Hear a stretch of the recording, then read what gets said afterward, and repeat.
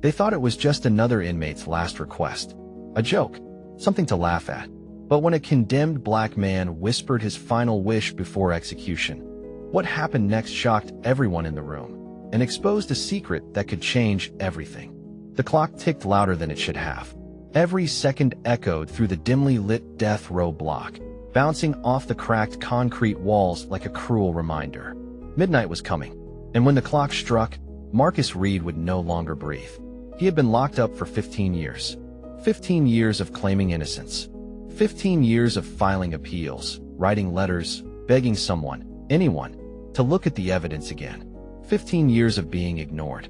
Now, the system was ready to silence him for good. The guards, hardened men in gray uniforms, didn't bother hiding their smirks as they prepared the corridor. To them, Marcus wasn't a man anymore. He was just a number. Just another body they'd walk down the Green Mile, strapped to the gurney, and watch die. But Marcus? He sat on the edge of his cot, calm. His eyes weren't panicked. His hands weren't trembling. If anything, he looked like a man waiting for something. Something big. At 10:30 p.m., Warden Hale stepped into the cell. A tall, broad-shouldered man with steel-gray hair and a reputation for being unshakable. He was flanked by two guards, one carrying a clipboard. "Marcus Reed," the warden said flatly. "It's time for your final request." The guards smirked. They'd heard wild ones before. Steak dinners, cigars, a glass of whiskey. Some even asked for women, knowing it would be denied. Most requests ended in laughter, then silence. But Marcus?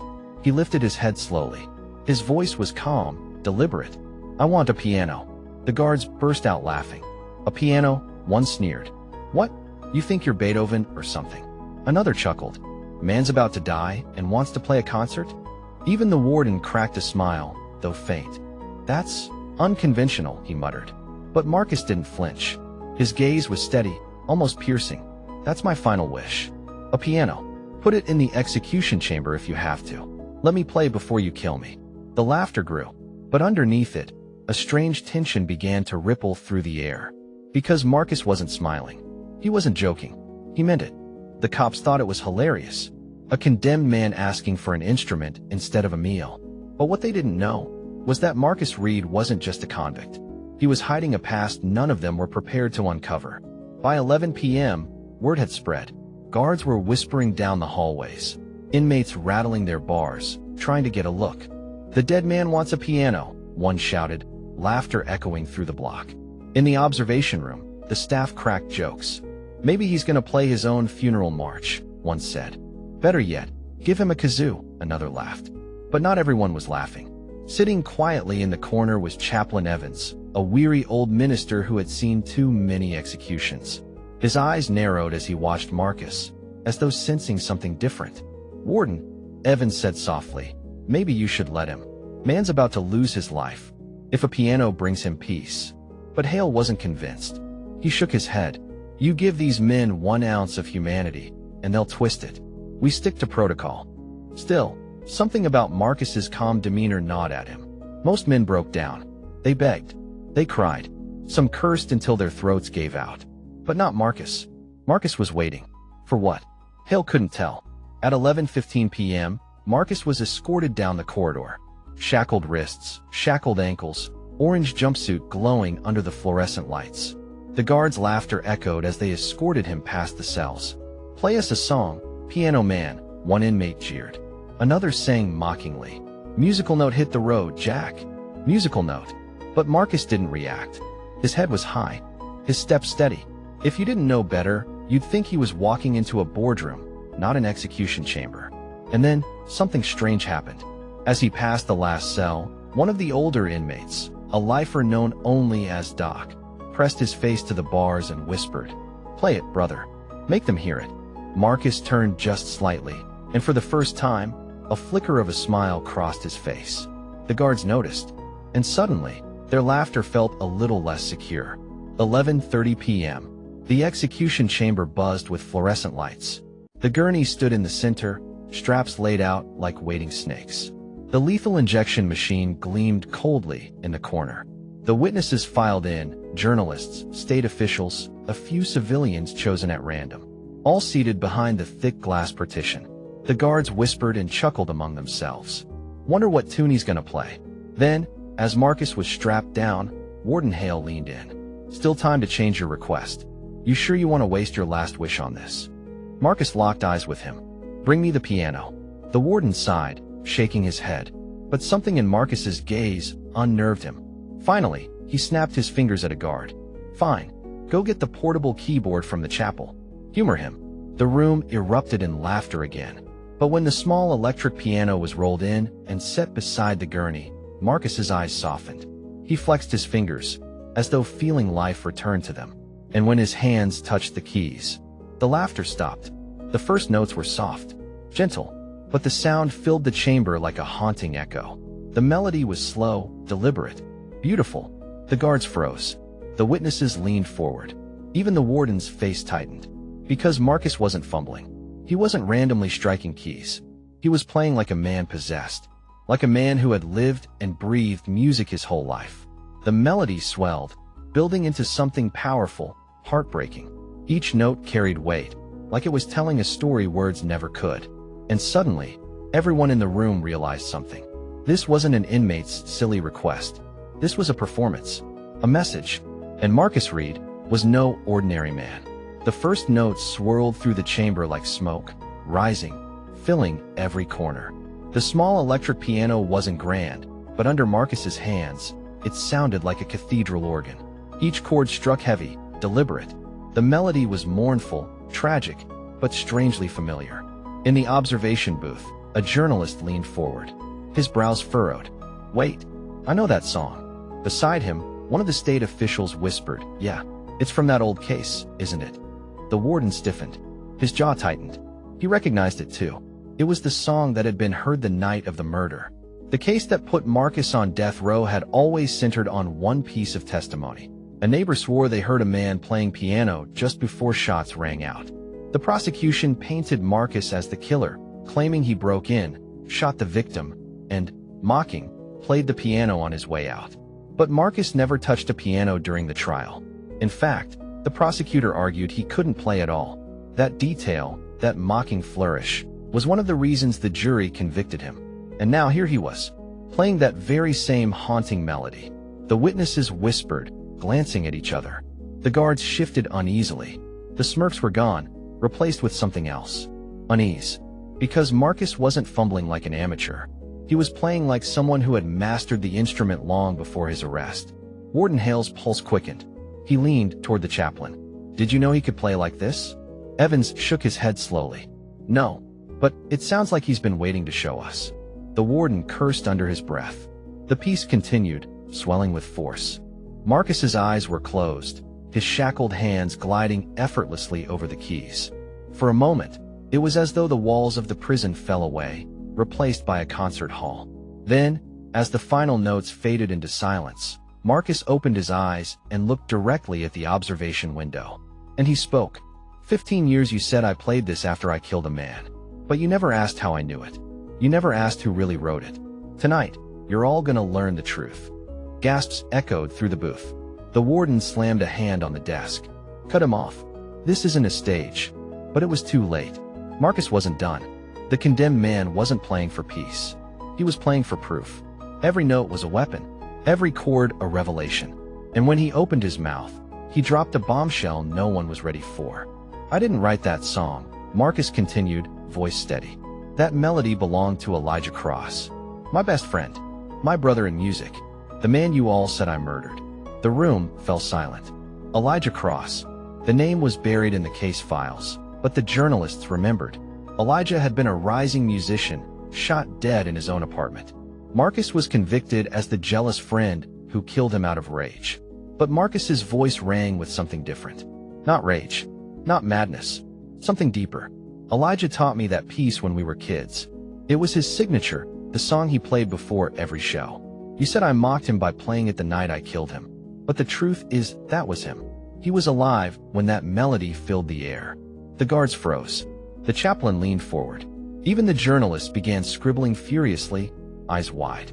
If Marcus was telling the truth, then the entire timeline of the murder was wrong. And the only witness who claimed they heard him play might have been lying.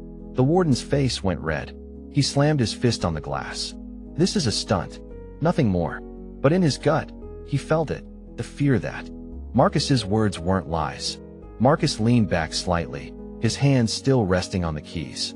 You laughed at me for asking for a piano. But this isn't a game. I've been waiting 15 years to play this in front of witnesses. And now, before God and man, I've proved what the court refused to hear. Someone else killed Elijah Cross. The crowd erupted in whispers. The journalist pressed against the glass. We need to record this. Somebody get a camera in here. A guard panicked. Sir, should we stop him? But the warden froze. Stopping him would look like silencing evidence. Letting him play, letting him speak, it was dangerous. Either way, it was already too late. Marcus struck the keys again. This time, a different melody. Faster, sharper, filled with tension. As he played, he spoke over the music. You want to know who killed Elijah? Listen to the song. The killer left his signature in it. A mistake only I could recognize. And tonight, I'm going to expose him.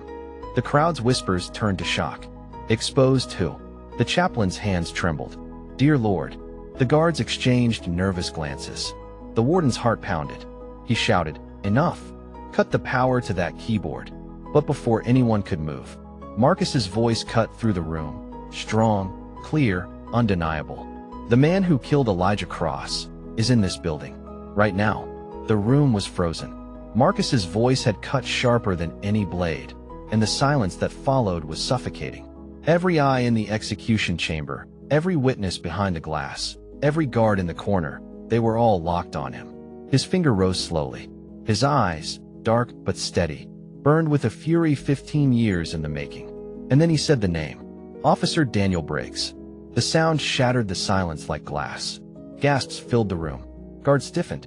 The journalists scrambled for their notebooks. Even Warden Hale's face went pale for the first time in his career. Officer Briggs was standing at the back of the chamber, arms crossed, watching like a hawk. He had been there since the beginning, one of the lead arresting officers on Marcus's case all those years ago. Now his face twitched. Just barely, but enough. Marcus's voice grew stronger. Briggs was the first on the scene that night. He told the court he heard me playing this exact song after I shot Elijah. He said he kicked the door open and saw me with the gun in my hand. His hands pressed down on the keys, repeating the melody slowly, painfully, dragging each note like a confession. But what the jury didn't know, what nobody knew, is that this song had a mistake in it. One Elijah never made. One I never made. The wrong chord here. He struck the off note hard, the discord jarring every ear in the chamber. That mistake was Briggs. I heard him play it years before, when he used to come to Elijah's apartment, pretending he wanted to learn piano. He slipped. I remembered it. Elijah laughed about it for weeks. Marcus slammed the final note, letting it hang. That wrong chord was in the music the night Elijah was murdered, and the only man alive who ever played it was Briggs. The chamber erupted. The witnesses shouted, some standing, some pressing their hands to the glass. The journalists scribbled furiously. Guards exchanged horrified glances. And Briggs? He stepped forward, face red, fists clenched. He's lying. Briggs barked. This is just some desperate stunt before death. You gonna believe a convicted killer over me? But Marcus didn't flinch. He kept his eyes locked. You planted the gun in my hand. You framed me to bury your own tracks. Elijah caught you stealing evidence from another case.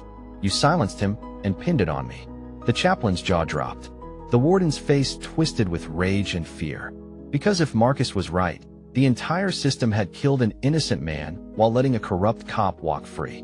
The condemned man wasn't begging for mercy. He was tearing open secrets.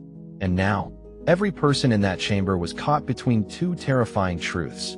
Either Marcus Reed was lying, or a decorated officer had murdered a rising star and sent an innocent man to die. Briggs lunged forward. Cut him off. Cut his mic. Cut the damn piano. But Marcus shouted over him, his voice raw. Check the case files. Check the fingerprints on Elijah's door. They said they found mine, but those weren't prints. They were smudges from gloves. And the missing prints? They were his. Briggs cleaned them before backup arrived. He was the first one there.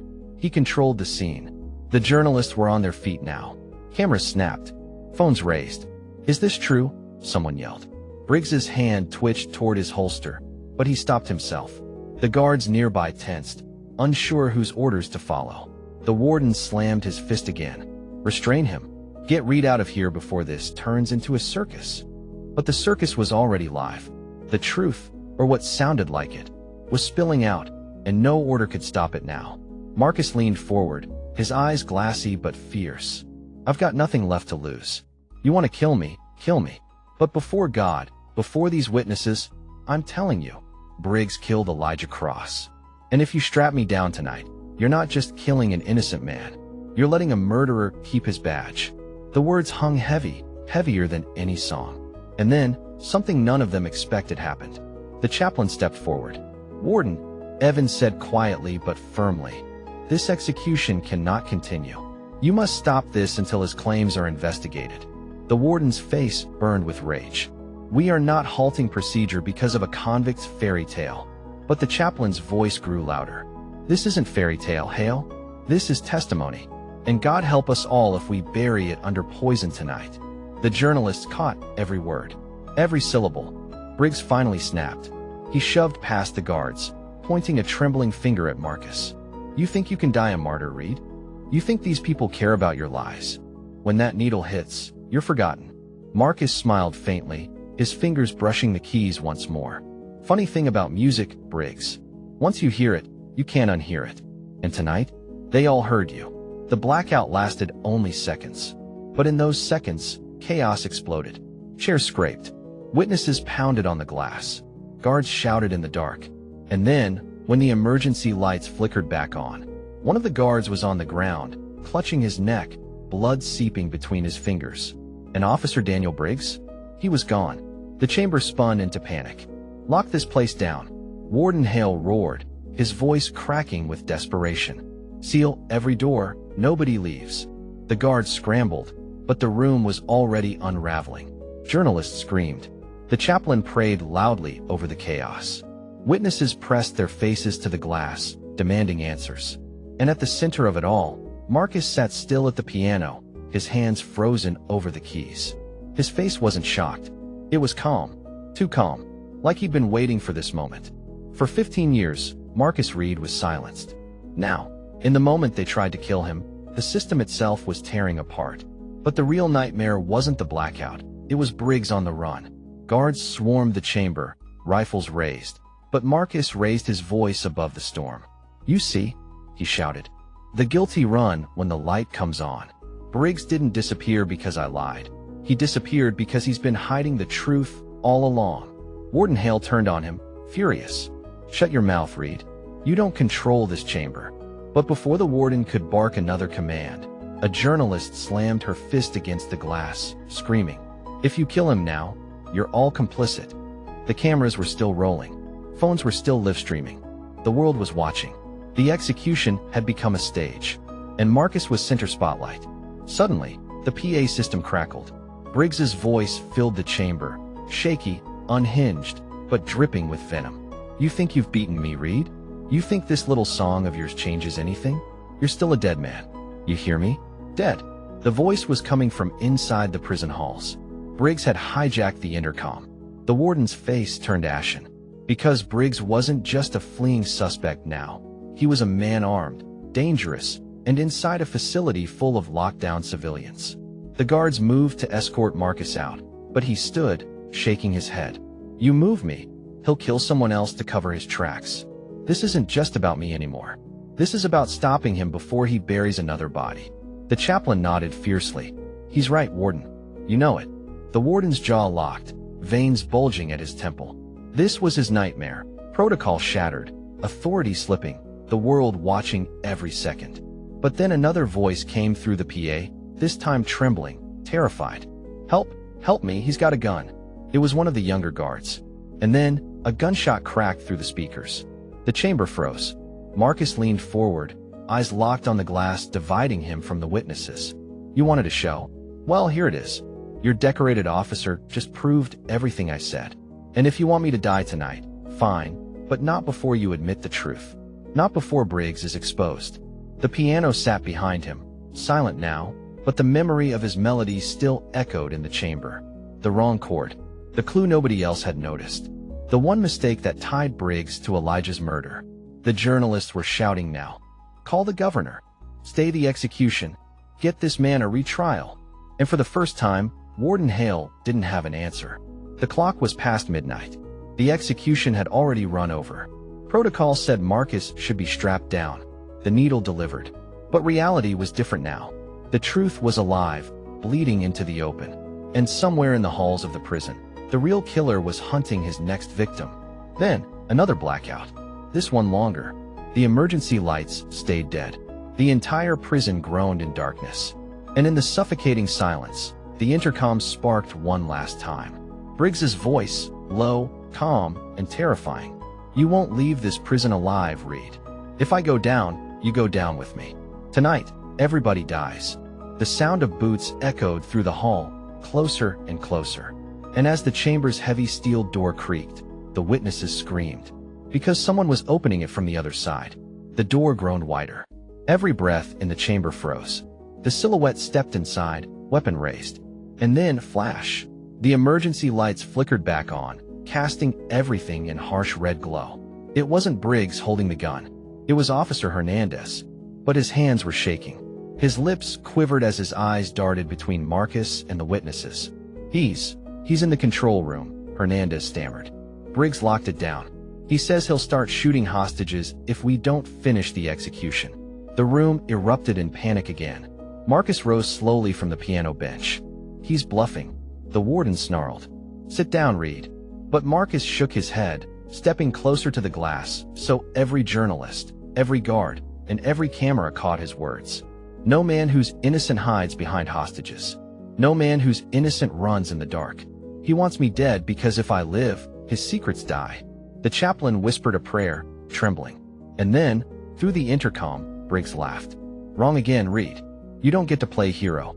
You're nothing but a street rat dressed in orange. And I'll prove it." A gunshot cracked. The sound of a hostage crying out followed. Everyone in the chamber collapsed into silence. In that moment, Marcus Reed's execution wasn't about punishment anymore. It was about leverage. Briggs wasn't trying to uphold justice. He was holding the entire prison hostage, using the system itself as his weapon. Marcus turned to the guards. His voice was firm, unshaken, the voice of a Marine commander stepping into battle. "You keep me strapped down, you'll hand him every life in this prison. But if you let me walk into that control room, you'll see what real justice looks like." The guards hesitated. The warden barked, "Absolutely not." But then, one of the journalists shouted through the glass, "Let him prove it. What do you have to lose?" Phones were still live streaming. The world was watching. The warden's authority was collapsing by the second. And finally, Hale gave the nod. "Unlock him." The restraints clanged open. Marcus rubbed his wrists, the scars of chains still fresh. But his posture was straight, his eyes sharp, his presence electric. For 15 years, they called him a criminal. Tonight, he was about to remind them what a Marine truly was. He turned to Hernandez. "Take me to the control room." And without another word, he marched into the belly of the prison. With the execution halted, the prison thrown into chaos, and Briggs armed inside the control room. The system had one last chance at redemption. And Marcus Reed, the man they tried to silence, was walking straight into the lion's den. The halls were dark, lit only by the pulse of red alarms. Inmates pounded on their cells, chanting his name. "Reed, Reed, Reed." The sound was deafening, rolling like thunder through the prison corridors. And with every step, Marcus grew stronger. They had laughed at his wish. They had mocked his music. They had branded him a killer. Now, they were about to see the truth. They reached the control room. The reinforced steel door was locked from the inside. Briggs's voice came through the intercom again, steady now, calm, like a man who had already decided how this would end. "Don't bother, Reed. I've got 3 guards in here with me, and my finger's on the trigger. You take one step inside, and I'll paint the walls with their blood." Marcus didn't flinch. He pressed his hand flat against the steel. "You spent 15 years hiding from the truth, Briggs. You want the world to see me die? Fine. But the world's already watching you. Every word you say, every lie you tell, it's streaming live right now." There was silence. And then, Briggs roared, "Shut up." Another gunshot cracked. A hostage screamed. In that instant, Marcus knew this wasn't about evidence anymore. It wasn't about trials or retrials, or files buried in dusty archives. It was about 2 men, one who lived in truth and one who hid in lies. And only one would walk out of that room alive. Hernandez whispered, "What do we do?" Marcus closed his eyes, listening to the rhythm of Briggs's breathing through the intercom, to the sound of his boots scuffing the floor, to the faint trembling of the hostages. And then, without warning, he kicked the steel door. The frame buckled. The second kick cracked it wider. The third blew it open. Marcus stormed inside. The room was chaos. 2 guards tied to chairs, one bleeding from a gunshot wound. Briggs stood in the center, pistol raised, sweat pouring down his temples. For a second, their eyes locked. Briggs sneered, "You should have stayed strapped to that chair." And then he fired. The bullet whizzed past Marcus's head, slamming into the wall. Marcus lunged, grabbing Briggs's wrist, slamming it against the console. The gun clattered to the floor. They fought like men who had nothing left to lose. Fists crashed. Blood flew. Desks shattered. The hostages screamed as the 2 men tore the control room apart. Briggs pinned Marcus against the console, reaching for a shard of glass. "You don't belong here, Reed. You never did. You're trash, and I made sure the world knew it." Marcus headbutted him, breaking his nose, snarling through clenched teeth. "You framed an innocent man because you were too weak to face the truth." With one final surge, Marcus slammed Briggs onto the steel floor, pinning him down. The alarms wailed. The cameras still streamed. The world saw it all. Marcus raised his fist, then stopped. He looked Briggs dead in the eye, and instead of striking, he shouted for the guards. "Arrest him." The door burst open. Guards swarmed in, dragging Briggs away, bloodied and broken, screaming, "This isn't over. You hear me? This isn't over." Marcus staggered to his feet, chest heaving, face bruised but eyes burning with fire. The hostages were freed. The prison erupted in cheers. And in the execution chamber, the journalists broadcast one final headline to the world. "Innocent man saves lives inside the very prison that tried to kill him."